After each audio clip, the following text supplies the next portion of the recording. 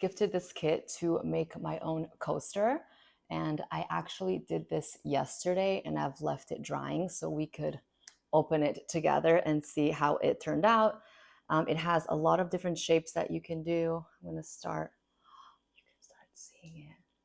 This is very exciting. I honestly don't have any artistic ability, and I'm thinking this is looking pretty nice. My own coaster. That looks pretty cool, and it looks like I got a little bit on my hand. So I'm just actually gonna go wash that off very quickly just in case. But I'm honestly very proud of my coaster, especially for someone who doesn't have any artistic ability. I think it looks very nice. So I'm proud. I'll show you very quickly kind of a step-by-step of what I did. I have a few tips. The first one is make sure to wear gloves. I know it comes with it, but a lot of times you might just be rushing or not really thinking. I didn't wear gloves properly the entire time, so I felt like I was kind of like sticking a little bit. I was able to get it off with just some vegetable oil and some wipes, but it did take a little bit. So this is great, and I love the fact that they give you gloves, so just make sure to use them. Using this one for the magic potion, if you will. So A and B, they're very clearly labeled on the front of the bottle. So you see A and then you see B, and you want to make sure it's the exact same amount of each when you're doing it. So make sure you set it down, pour it, and you're looking at it at eye level. So this was me yesterday trying to see. So I did 30 and then another 30. So it went up to 60. Then you also get these little stirs. So you want to make sure to stir it, and the instructions are all there. But I kind of wish I had someone talking me through it when I was doing it. But you just kind of mix it the same direction for 2 to 3 minutes, let it sit for 5 minutes, and then kind of decide what you want to do.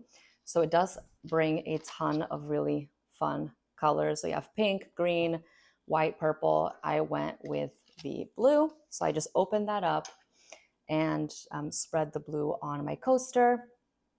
But something I did want to mention that is also in the book is it really depends on what you're doing. So for example, I wanted to use, comes with these glitters. So I wanted to put these flakes on it, and it tells you to put them on the actual coaster before you pour it in, because once you pour it in, it starts to kind of form, and then you have to leave it for a certain number of hours. I do have one major tip when you're putting these. So I put it before the resin. I do have one major tip when it comes to this. When I put the sparkles down, I breathed on them. I just like breathed, and it scattered everywhere. So just, I'm not saying not to breathe, just be very cautious of when you do end up putting this before you pour in the liquid. They are very, they move very easily. So just be careful with that. They do have a ton of different shapes. So you have circles, squares, hexagons, and things like that. So you can pick whichever one you want. I opted for the one I thought was most fun to start with. So do make sure to read the manual, because if you're putting flowers or other things, it does say to do the resin first and then you put the flowers. So there is a method to it all. It also does come with these, which you can see mine is completely blue with the sprinkles. Sprinkles, I mean sparkles. So this is just to help you if you want to do some sort of design, but it does come with a good amount of them. So you can reuse them, wash them, whatever it may be.